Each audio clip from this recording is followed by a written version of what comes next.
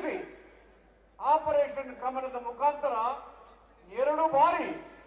ಬಿಜೆಪಿಯವರು ಬಿಜೆಪಿ ಜೊತೆಗೆ ಸೇರಿ ಜೆಡಿಎಸ್ನವರು ಸರ್ಕಾರವನ್ನು ಮಾಡಿ ಪ್ರಜಾಪ್ರಭುತ್ವದಲ್ಲಿ ಸಂವಿಧಾನದಲ್ಲಿ ಅವರಿಗೆ ನಂಬಿಕೆ ಇಲ್ಲ ಅಂತಕ್ಕಂಥದ್ದನ್ನ ಸ್ಪಷ್ಟಪಡಿಸಿ ತೋರಿಸಿದ್ದಾರೆ.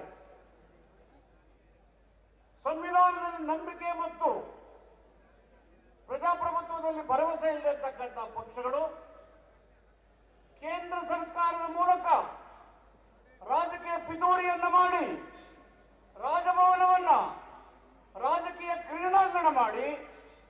ಚುನಾಯಿತ ಸರ್ಕಾರ 35 ಜನ ಶಾಸಕರನ್ನ ರಾಜ್ಯದ 7 ಕೋಟಿ ಜನರು ಆಯ್ಕೆ ಮಾಡಿ ಸಿದ್ದರಾಮಯ್ಯನವರನ್ನ ಮುಖ್ಯಮಂತ್ರಿ ಮಾಡಿರತಕ್ಕಂಥ ಜನರ ಮನ್ನಣೆಗೆ ಜನರ ಆಶೀರ್ವಾದದಿಂದ ಸ್ಥಾಪನೆ ಆದಂತಹ ಸರ್ಕಾರವನ್ನ ವಾಮ ಮಾರ್ಗದ ಮೂಲಕ ಸಂವಿಧಾನ ಬಾಹಿರವಾಗಿ ವಜಾಗೊಳಿಸತಕ್ಕಂಥ ಹುನ್ನಾರವನ್ನ ಈ ಒಂದು ರಾಜ್ಯಪಾಲರ ಮುಖಾಂತರ ಬಿಜೆಪಿ ಮತ್ತು ಜೆಡಿಎಸ್ನವರು ಜಂಟಿಯಾಗಿ ಮಾಡಿದ್ದಾರೆ.